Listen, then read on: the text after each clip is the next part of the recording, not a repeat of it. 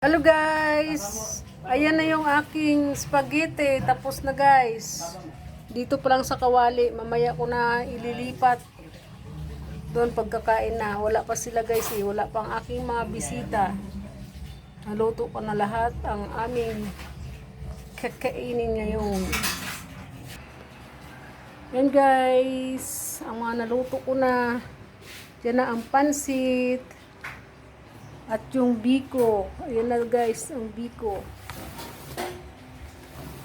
Ayan. Brown lang ang kulay. Medyo maitim lang tingnan guys kasi yung liwanag ng ilaw. Yan ang biko. Ayan.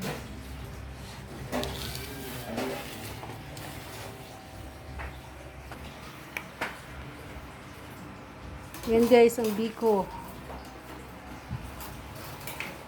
Thank you for watching. Follow me, like and share. Bye-bye. God bless you all.